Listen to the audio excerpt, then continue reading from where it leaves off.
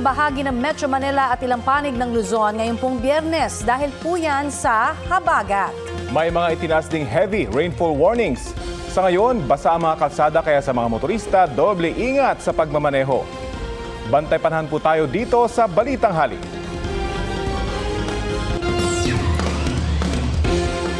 Magandang tanghali po. Oras na para sa maiinit na balita. Water cannon,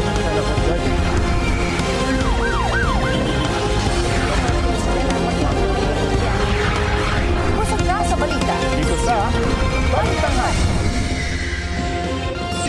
Mga kapuso, patuloy na nararanasan ang mga pag-ulan sa ilang panig ng Luzon, kabilang po ang Metro Manila na nasa heavy rainfall warning. Dahil po yan sa lumalakas muling hanging habagat. Ayon sa Pag-asa, umiiral po ito sa Luzon at Visayas. Nahahata kasi ang habagat ng binabantayang low pressure area sa Silangan, Hilagang Silangan ng Batanes.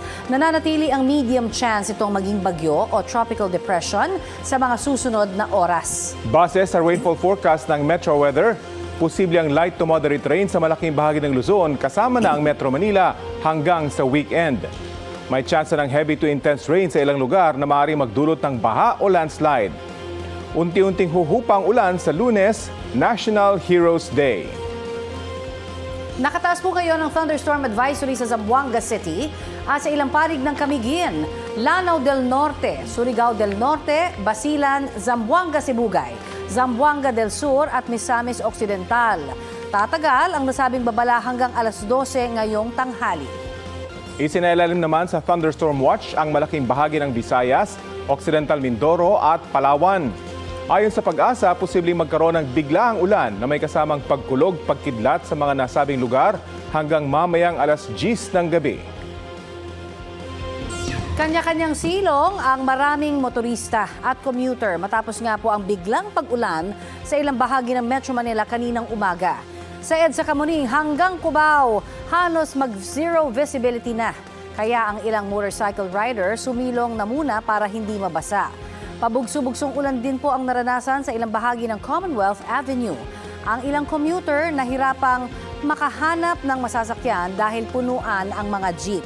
Ganyan ang naranasan ng maraming motorista sa Maynila. Ang ilang commuter sinuong ang ulan para makasakay ng jeep. Malakas na ulan din ang naranasan ng mga motorista sa Marcos Highway at Aurora Boulevard. Gutter deep ang tubig na nagpabagal sa mga motorista na papuntang Katipunan sa Quezon City.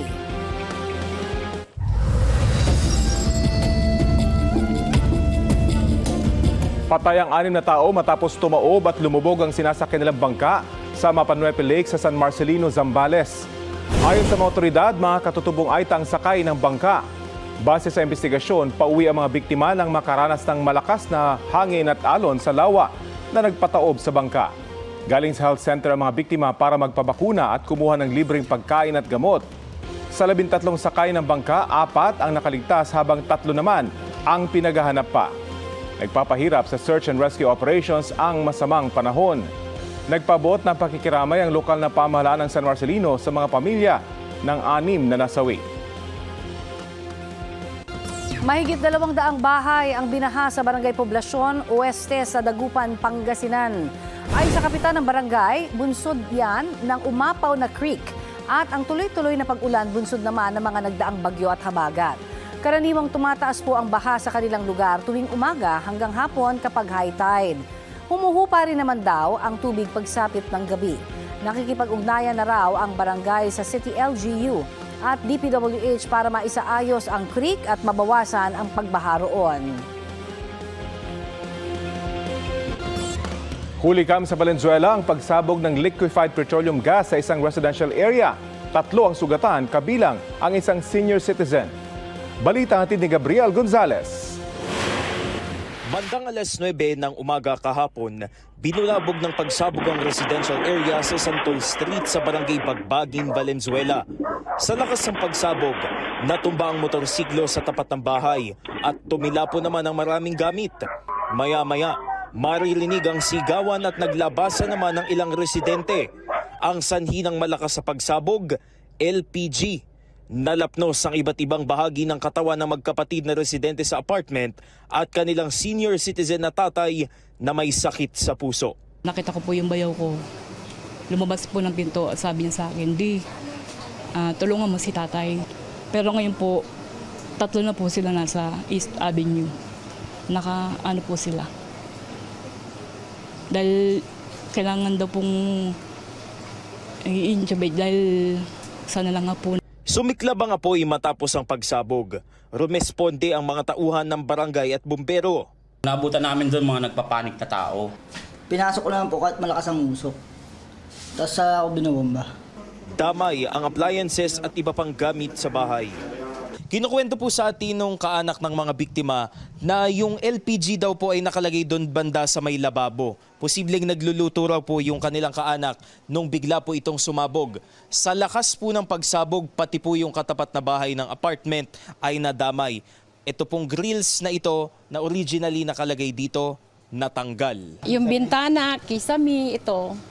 Tapos, yung mga bubog pumasok sa loob. Siguro ko, isa rin akong, sabing may injured. Hinala ng mga otoridad, posibleng may leak sa LPG na siyang naging mitsa ng apoy at pagsabog. Patuloy ang investigasyon ng mga otoridad habang nagpapagaling sa ospital ang mga biktima. Humingi naman ng tulong ang mga kaanak ng mga biktima. Gabriel Gonzalez, nagbabalita para sa GMA News. Mga kapuso, narito po ang ilang tips para maiwasan ang sakuna mula sa pagsabog ng LPG. Ayon sa Department of Energy, ugaliing i-check kung may butas o sira ang rubber tube ng tangke. Dapat din daw itong palitan kahit 1 beses kada 2 taon. Para masuri kung may tagas ang hose at mga koneksyon, pahiran po ito ng tubig na may sabon o liquid detergent. Tingnan kung may bumubula na senyales nga po ng pagtagas ng gas. Huwag itagilid, ibalibag o pagulungin ang LPG tank. Dapat ay laging patayo ang posisyon po nito. Huwag ilagay ang LPG tank sa closed compartment o saradong lagayan. Well-ventilated dapat. Hindi rin dapat nito kasing taas ang pinaglalagyan ng kalan. Huwag din pong ilagay ang tangke sa lugar kung saan may expose ito sa araw, ulan, alikabok o init. Ugalian din na i-off ang regulator ng LPG kapag hindi ito ginagamit para iwas tagas. Patay ang isang babae sa sunog sa isang residential area sa Quezon City kaninang umaga. May ulat on the spot si Alan Gatus ng Super Radio DZBB. Alan? Rafi, patay ang isang babae 25 anyos matapos na matrap sa sunog sa 13th Street sa Barangay Damayang Lagi, Quezon City kaninang umaga.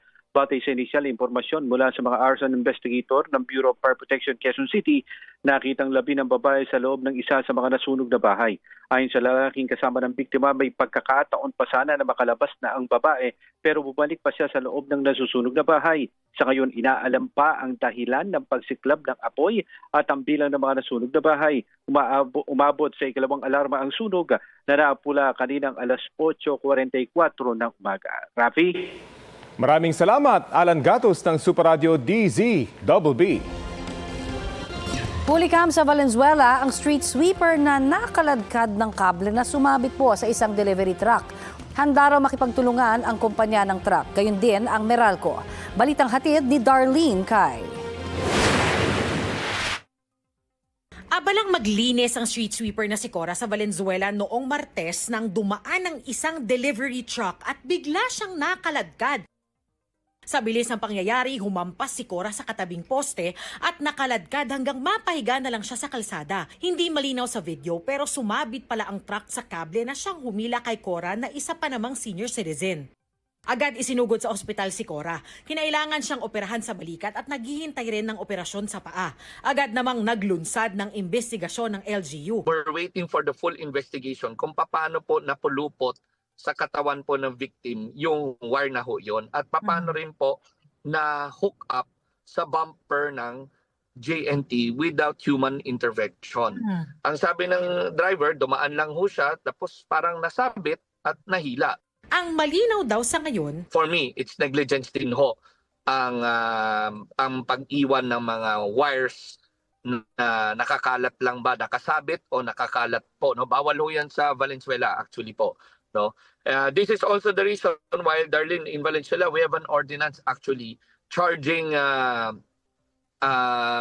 charging maintenance cost per pole, no, sa mga utilities companies natin, because we want them to be responsible. Pinatawag na ng LGU ang mga kinatawan ng JNT at Meralco. Sinisikap naming makuha ang kanilang pahayag, pero ayon kay Gatchalian, aakuin umano ng delivery company ang anumang responsibilidad sa insidente. Nakatakda sila magbigay ng paunang 200,000 piso sa pamilya ni Cora para sa kanyang medical expenses. JT Express, of course, is saying na this is an accident talaga, no? Kasi the driver that was driving the truck is an experienced driver in that area, no, in Marolas. Kabisado niya naman po yung kalye na yun, and hindi niya rin alam paano po yung alambre nag-hook sa likod ng bumper ng truck. Ang Meralco po ay kanina in-investigate ko rin ho. What we found out is, number one, the pole is owned by Meralco. But the cable, which they even brought a sample, talagang Darlene, medyo makapal yung cable, talagang matigas, solid yung cable nito. Their statement kanina during the meeting is they don't own the cable. Iniimbisigahan pa kung aling utility company ang may-ari ng sumabit na kawad. Bukod sa tulong medikal at pinansyal, nangako rin ng LGU ng legal assistance kay Cora. Patuloy raw mag-iikot sa syudad ang mga tauhan ng Valenzuela LGU para siguruhin na wala nang nakalaylay na kable para hindi na maulit itong insidente. Darlene Kai, nagbabalita para sa GMA News. Sa isang pahayag, muling iginiit ng Meralco na hindi kable ng kuryente ang sumabit sa truck at kumalagkad sa street sweeper. Patuloy raw nakikipag-ugnayan ng Meralco sa lokal na pamahalaan ng Valenzuela. Tumutulong din daw sila para matukoy ang may-ari ng kawad na nagdulot ng aksidente. Mainit na balita. Pinalawig na ang yellow rainfall warning dito sa Metro Manila. Ayon sa Pag-asa, posible ang pagbaha sa mabababang lugar at malapit sa daluyan ng tubig sa gitna ng malalakas na ulan. Bukod sa NCR, apektado rin ng yellow rainfall warning ang Rizal at ilang panig ng Cavite, Batangas at Nueva Ecija. Mas malakas na orange rainfall warning naman sa Pampanga, Tarlac, Bulacan at ilang bahagi ng Bataan at ng Nueva Ecija. Nagbabadya o patuloy ang pagbaha sa mabababang lugar at malapit sa daluyan ng tubig. May bantahan ng pag-uho ng lupa. Isinailalim naman sa pinakamatinding red rainfall warning ang Zambales at ilang panig ng Bataan. Asahan po ang matinding pagbaha. May matinding banta rin ng pag-uho ng lupa sa gitna ng matitinding ulan. Tatagal ang red, orange at yellow rainfall warnings hanggang mamayang 2:00 ng hapon.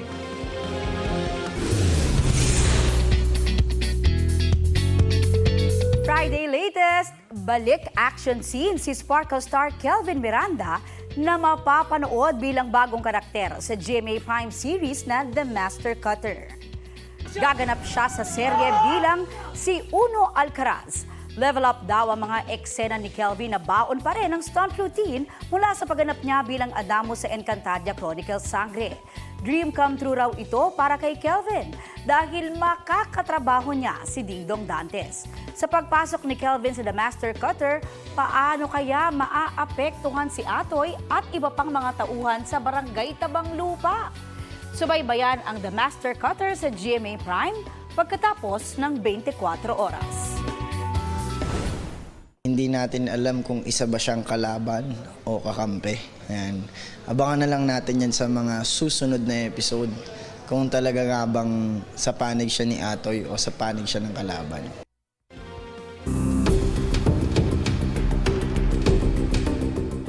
Nais si Senate President Sherwin Gatchalian na humarap sa impeachment trial ang dating head ng Vice Presidential Security and Protection Group na si Colonel Raymond Dante Lachica. Sabi ni dating OVP Special Disbursing Officer Gina Acosta, kay Lachica niya ibinigay ang confidential funds matapos i-encash.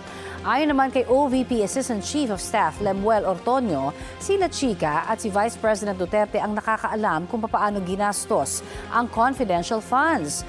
Para kay Gatchalian, mahalaga ang testimonya ni Lachica dahil siya ang itinuro ni Acosta at Ortonio. Nauna nang sinabi ni Lachica na handa siyang humarap sa impeachment trial kung ipatatawag siya. tingnan natin kung kailangan i-compel ng court na papuntahin siya dito. If you follow the money trail, at pinakinggan mo yung mga testimonies ni Acosta, ni Ortonio, sa kanya talaga huminto yung money trail.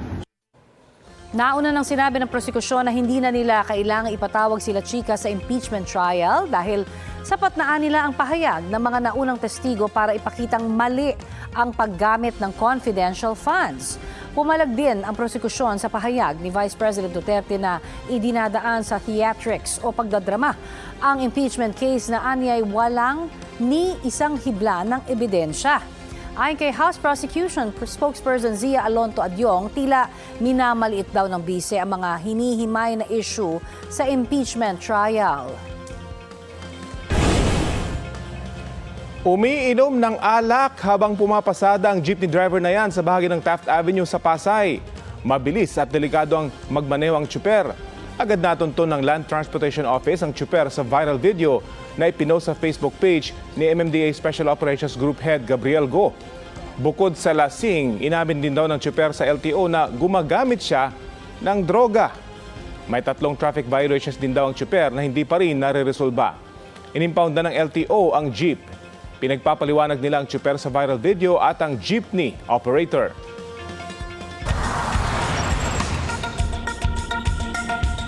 Patuloy pang bine-verify na Department of Foreign Affairs ang ulat na may isang Pinoy na kabilang sa mahigit 1,000 nawawala sa matinding flash flood sa Nepal-China border nito pong Miyerkules. Ayon sa DFA, nakikipag-ugnayan sila sa Nepali authorities. Base po sa datos ng ahensya, mayroong 128 Pinoy sa Nepal. Bukod sa Honorary Consulate General of the Philippines sa Kathmandu, nakikipag-ugnayan din ang Embahada ng Pilipinas sa New Delhi Nepali authorities kaugnay sa kalagayan ng ating mga kababayan. Ayon naman sa Malacanang, patuloy ang pakikipagtulungan ng pamahalaan sa Nepali authorities at Filipino community roon. Nagpahatid po ng pakikiramay si Pangulong Bongbong Marcos sa mga pamilya ng mga nasawi at naapektuhan ng flash floods. Sa pinakahuling ulat ng Nepali Police, nasa 359 ang nasawi sa flash floods. Mahigit 600 naman ang nawawala. Batay naman po sa ulat ng Chinese state media, 3 ang nasawi sa flash floods at mahigit 500 ang nawawala. Patuloy pa ang rescue operations. Nagbabala rin po ang mga otoridad na posibleng magkaroon ng panibagong flash flood dahil sa tubig na naipon sa 2 lawa. Ayon sa isang eksperto, ilang beses na rin naranasan sa Pilipinas ang tinatawag na debris flow o pagragasa ng malasimentong tubig, bato at buhangin tulad ng nangyari sa Nepal. Sa dami ng banta ng bagyo, baha, lindol at landslide sa bansa, mahalaga raw ang maagang pagtukoy sa mga posibleng pangyarihan ng sakuna. Balitang hatid ni Maki Pulido. Nang rumagasa ang toneladang bato at putik na inagos mula sa bundok ng Nepal, sa border checkpoint na ito ng China at Nepal, parang tidal wave na nilamon ang mga gusali at tinangay ang mga nagtatakbuhang tao. Pinag-aaralan pa ng mga scientist kung ano ang naging sanhi nito. Pero sabi ni Mahar Lagmay, Executive Director ng UP Resilience Institute, ito raw ay isang debris flow. Parang baha na pero may laman na mga bato, graba, buhangin. Na pagka umagos ay parang wet concrete. Debris flow ang tawag dyan. Boulders na tangay-tangay nung baha na more than 50% ang bato, ang graba doon sa mas marami pa sa tubig. Ang trahedya sa Nepal nangyari na raw sa Pilipinas at hindi malayong mangyari uli, ayon kay Lagmay. Noong 2012, nagkaroon ng debris flow sa Compostela Valley. Mahigit 500 katao ang namatay. Taong 2015 nang natabunan rin ang bahagi ng ilang barangay ng Baco Oriental, Mindoro ng mga naglalakihang bato mula sa debris flow. Sa Pilipinas, ang trigger daw ng debris flow ay matinding ulan sa bundok na nagdudulot ng landslide. Marami tayong bundok. Pag nagkaroon ng landslide because of a storm, na thousands of landslides do sa mountains, meron tayong source material. And when they get remobilized, they turn into what we call as debris flows. And they exit at the mouth of the drainage network. Sa ating bansa, babagsak daw ang debris flow sa mga komunidad na nasa mga gilid ng ilog. There are more than 1,000 places that we've identified na merong communities na nandun. And we need to put them out of harm's way. And if we cannot get them to leave that place, at least we need to get them prepared. Dito papasok ang kahalagahan ng pag-aaral ng UP Resilience Institute ng mga maaring pagmula ng mga natural hazards sa bansa. Nitong taon, nakatanggap ng 1 bilyong piso ang UP Resilience Institute na magagamit na pambili ng equipment para sa hazard mapping ng buong bansa. Pero para sa isang bansang may lindol, baha, landslide at pumuputok na bulkan, dapat daw hindi lang minsanan ang pagpupondo para rito. What creates disaster or tragedy is our lack of preparation. No? Hindi talaga mapigilan ang lindol. Ang purpose natin dito is to prepare to build a resilient society para mamenos-menos ang damage to, number one, life. Maki Pulidon nagbabalita para sa GMA News. Isinailalim po sa dengue outbreak ang probinsya ng Bohol. Ayon sa provincial government, mahigit 1,800 ang mga kaso ng dengue sa lalawigan mula January 4 hanggang nito pong August 22. 21 ang nasawi. Kabilang po sa mga lugar na may pinakamaraming kaso ang Talibon, Tagbilaran, Getafe, Tubigon at Ubay. Inatasan po ang lahat ng LGU na paigtingin ang paghahanap at pagpuksa sa mga pinamumugaran ng lamok at maglinis ng kapaligiran. Maglalagay din daw ng dengue fast lane sa mga ospital at health center at maglalaan ng pondo para sa mga gamot at kagamitan. Hindi lamang po mga taga-Bohol, kundi lahat tayo ay dapat makiisa sa kampanya kontra dengue. Sundin ang 4T strategy ng Department of Health. Gawin ang taob, taktak, tuyo at takip sa mga lalagyan na posibleng pamugaran ng itlog ng lamok. Weather update po tayo ngayong long weekend. Makakapanayam natin si Pag-asa Weather Specialist Denison Estareja. Magandang umaga at welcome po sa Balitang Hali. Apo, nasaan na po yung eksaktong lokasyon ng binabantaang low pressure area sa loob ng PAR? Hello Sir Rafi, magandang tanghali po. Gayon din sa ating mga taga-subaybay. Sa ngayon po yung low pressure area na ating monitor ay huling namataan at 655 kilometers east-northeast of Itbay at Batanes. At meron po itong katamtamang tsansa na ma-develop bilang isang tropical depression or mahinang bagyo sa susunod po na 2 hanggang 3 araw. At papangalanan po natin ito na Pilandok kung sakasakali. And yung track nitong low pressure area is mananatili lamang ito sa hilagang bahagi ng Philippine Sea, approaching po dito sa may Taiwan. So less likely po ito na maglalandfall. So ngayong weekend talagang uulanin pa rin po ang malaking bahagi ng at least na Northern Luzon? Yes, ang Luzon po ang pinaka-maapektuhan po nitong hanging habagat or southwest monsoon na posibleng nga mas tumakas pa pagsapit po ng Sabado hanggang Lunes. At pinakang uulanin itong mga nasa western sections pa rin. Kabilang na po dyan ng Ilocos Region, Cordillera Region, halos buong Central Luzon, Metro Manila, Calabarzon, and Mindoro provinces. Gaano kadaming ulan po ang dala nitong hanging habagat? Merong mga lugar po kagaya dito sa may Zambales, Bataan, La Union, Benguet, and Pangasinan na hanggang 200 millimeters po ang posibleng maranasang ulan in a 24-hour period. Pero ito ay for a day lamang po at posibleng magtagal nga ito ng 2 hanggang 3 araw pa. Kaya yung mga pag-ulan na mararanasan po nila ay pari magdulot pa rin ng malawakang mga pagbaha, pag-apong ng mga kailugan at pagguho ng lupa. Ano naman pong lagay ng panahon sa malaking bahagi ng Visayas, lalo na po sa Mindanao?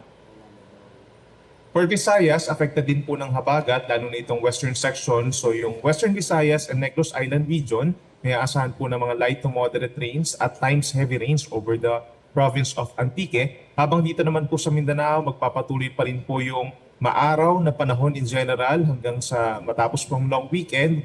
Kaya ibig sabihin yan, magiging mainit din po at maalinsangan lalo na from 10 a.m. to 4 p.m. in many cities at yung mga nasa tabing dagat po ng mga lugar at isolated na ulan lamang po ang posible. May ibang sama pa po ba ng panahon kayo yung monitor?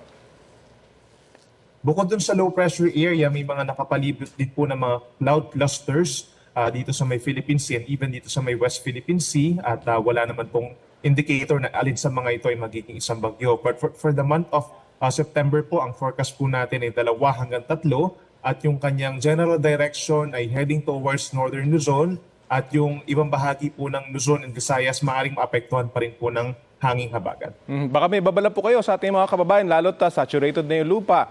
At ito pa, paparating na naman itong malalakas na ulan. Nasa inyo pong pagkakataon? Yes po, sa ating mga kababayan dito sa Luzon, lalo na dito sa may northern and central portions, yung mga nagbabalak po na magbakasyon during this long weekend, hindi po magiging ideal yung ating panahon at we're seeing na magkakaroon nga ng pabugso-bugsong malakas na ulan at hangin, so mataas ang tsansa ng mga pagbaha dun sa mga low-lying areas natin dito sa may Central Luzon, yung mga mountainous areas dito sa may Cordillera regions, mataas po ang chance na saturated na nga yung lupa dahil sa mga previous na mga rainfall, kaya tumataas po yung chance ng mga landslides natin at yung mga nasa tabing ilog naman po, we are still giving them warnings regarding po sa pag-aapaw ng mga kailugan doon. So baka staycation na lang muna. Maraming salamat po sa oras na binahagi nyo sa Balitang Hali. Salamat din, Sir Rafi. Yan po si Pag-asa Weather Specialist Benison Estareja.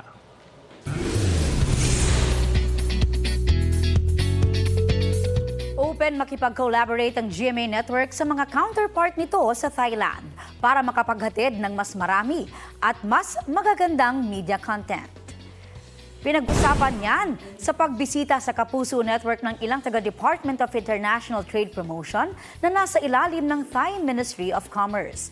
Meron ding representatives mula sa Thai Trade Center Manila sa pangunguna ng kanilang director na si Sutini Watana. Bumisita rin ang ilang Thai actors at kinatawan ng ilang production companies sa Thailand.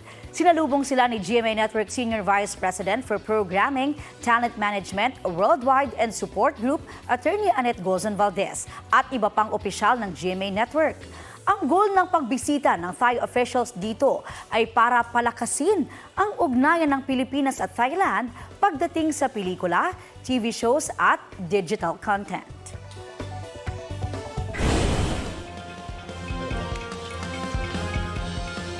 Huli kamang dalawang lalaking na dahan-dahang pumasok sa isang bahay sa Barangay Post, proper South Side sa Taguig. Walang tao sa nasabing bahay ng mga sandaling yun. Parehos nakasombrero ang dalawang lalaki. Naghalughog sila ng mga gamit sa bahay. Sa kabila niyan, walang nakuha ang mga magdanakaw maliban sa mga barya ayon sa may-ari ng bahay. Bago umalis, ginalaw ng isa sa kanilang CCTV sa bahay hanggang sa mawala ang video nito. Na-recover pa rin ng may-ari ang footage. Agad isinumbong ang insidente sa barangay officials. Pinaiigting na ang pagroronda ng mga otoridad sa lugar. Arestado sa Bulacan ang isang lalaking akusado sa pagpatay sa Quezon City noong 2023. Anya, hindi niya alam na may kinakaharap pala siyang kaso pero aminado siya sa nagawang krimen. Balitang hatid ni James Agustin. Matapos ang halos 3 taong pagtatagos sa Norsagaray, Bulacan, natunto ng mga operatiba ng Naloma Police ang 27 anyos sa lalaki na wanted sa kasong murder. Subject ang akusado ng bitbit na arrest warrant ng mga otoridad. May mga tip sa amin na nagtatago daw ito sa Norsagaray. At sa tulong ng Norsagaray Municipal Police Station, natunto namin yung suspect at doon na namin na-serve yung warrant of arrest niya. Ayon sa pulisya, nangyari ang krimen sa Barangay Manresa, Quezon City noong 2023. Nasawi ang 57 anyos sa lalaking biktima na kakilala ng akusado. Itong suspect at yung biktima ay nag-uusap sa may sari-sari store. Di malamang dahilan, biglaan na lang sinuntok nitong suspect, yung biktima, at pinukpok ng kahoy sa ulo. Nakatakbo itong biktima at doon natumba siya sa may construction site. At dinala na rin siya sa hospital at doon na siya binawian ng buhay. Sabi ng akusado, hindi raw niya alam na may kinakaharap siyang kaso, pero aminado siya sa nagawang krimen. Nagawa ko po kasi may nagawa rin po siyang sa aking kasalanan. Kinuha niya po yung gamit ko. Sa record ng pulisya, dati nang nakulong sa Valenzuela ang akusado dahil sa mga kasong direct assault at frustrated homicide. James Agustin, nagbabalita para sa GMA News. Iginiit ng kampo ni dating House Speaker Martin Romualdez na walang credible o kapani-paniwalang witness na mag-uugnay sa kanya sa issue sa flood control projects. Kaya panawagan nila wag nang ituloy ng Office of the Ombudsman ang pagsasampa ng mga kasong plunder, graft, direct at indirect bribery at money laundering laban kay Romualdez. Ito'y matapos magbawi ng salaysay ang ilang nagpakilalang dating tauhan ni Zaldico tulad ni Orly Gatesa at 4 sa mga tinaguriang Maleta Boys. Hindi pa rin daw alam ng kampo ni Romualdez kung sino-sino ang sinabi ng ombudsman na 28 pa ang handang tumistigo sa investigasyon sa dating speaker. Sagot ni Assistant Ombudsman Miko Clavano, hindi eraser ang recantation o pagbawi ng testimonya. Lalo pa raw dapat palalimin ang investigasyon para malaman kung bakit may mga nagbawi ng testimonya at kung sino talaga ang nagsasabi ng totoo.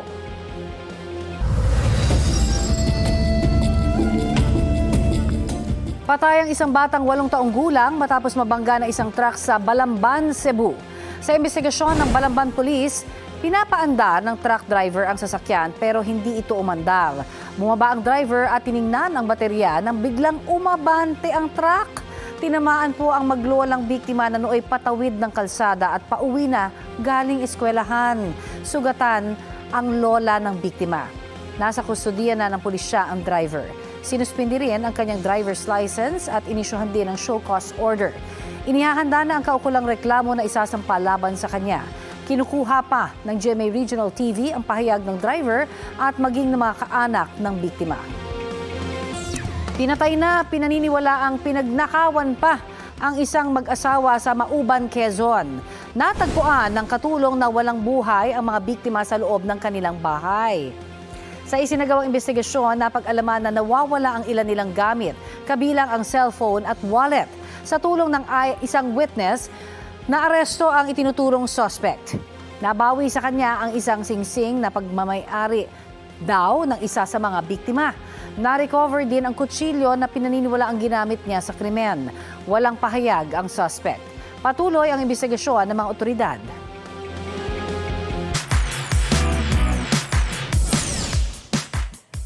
May isang alaga sa Marikina na certified sweet dahil madalas na may pasalubong. Gagawin ko dyan? Saan mo kinuha yung uling? Napatawa na lang ang fur mom ng pusang si Lily. Galing sa stroll, may inuwi kasi ito ng isang plastic bag ng uling. Malamang sa malamang, isang kamag-anak na naman daw sa kanilang compound ang nabiktima ng cute na katwatan. Ayon kay Youth Cooper Cathy, isa lang yan sa sari-saring abubot na na-take home ng kanyang alaga. Wala pa naman daw nagsasampa ng reklamyaw, kaya safe pa ang pusang main character. Patay ang isang lalaki matapos makuryente sa Himamaylan, Negros Occidental. Sa investigasyon ng pulisya, mag-iinit sana ng tubig ang 22 anyos na biktima sa loob ng kanilang bahay sa Barangay Agisan. Kwento ng ina sa pulisya, tumilapon ang anak niya sa sahig ng kusina nang isaksakang palyado umano nilang electric heater. Samantala, isinailalim sa state of calamity ang probinsya ng Dinagat Islands dahil sa kakulangan sa supply ng tubig bunsod ng mainit na panahon. Ayon sa lokal na pamahalaan, humigit kumulang 18,000 residente ang apektado ng krisis sa tubig. Kabilang sa mga yan ay magsasaka at mangingisda. Sa pamamagitan po ng deklarasyon, magagamit ng probinsya ang 17 million pesos na Quick Response Fund para matugunan ang kakulangan sa tubig at pagbili ng mga kailangang gamit. Pinag-aaralan na rin po ang paghahanap ng alternatibong pagkukunan ng tubig. Ayon sa Pag-asa, nararanasan sa probinsya ang moderate hanggang strong El Nino at inaasahang magpapatuloy hanggang sa unang semestre ng susunod na taon.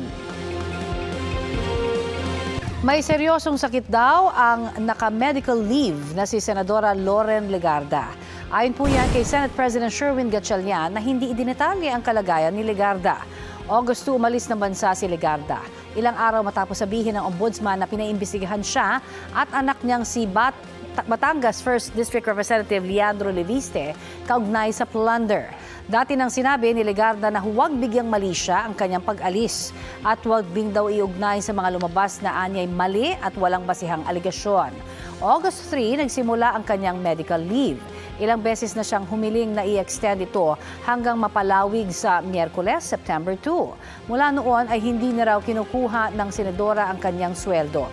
Gayun din, ang nagtatagong si Senador Bato de la Rosa at mga nakakulong na sina Senador Jinggoy Estrada at Rodante Marcoleta. Ayon kay Gatchalian, naging savings ang sweldo ng 4 na senador.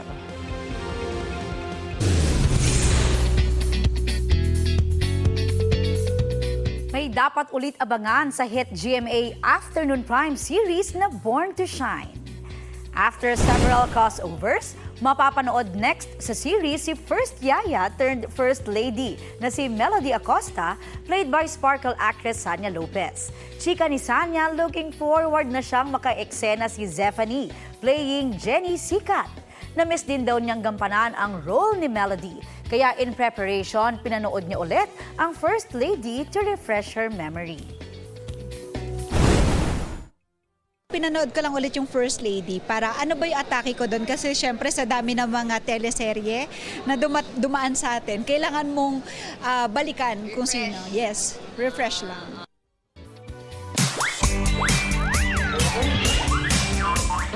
Sa Brisbane, Australia, may mga ipis na pupurihin at hindi pandidirihan. Sa halip kasi na peste, paramedics ang eksena ng mga ito.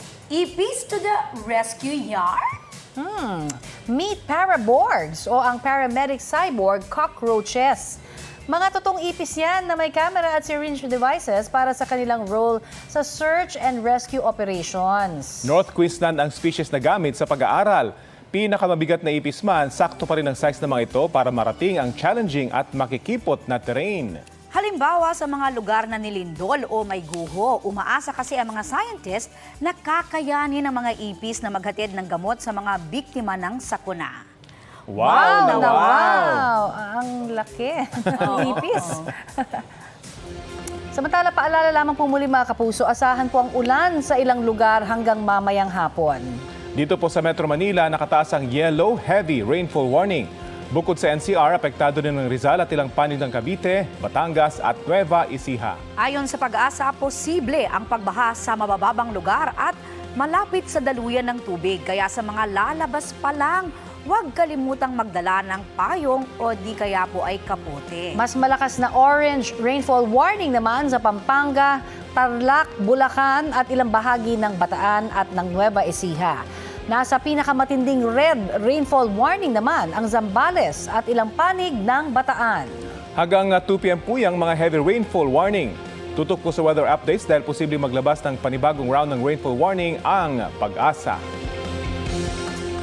Yan po ang maiinit na balita ngayong tanghali. Ako po si Connie Sison. Rafi Tima po. Kasama nyo rin po ako, Aubrey Carampel. Ito po ang GMA News. Walang kinikilingan, walang pinoprotektahan. Noon at ngayon, serbisyong totoo.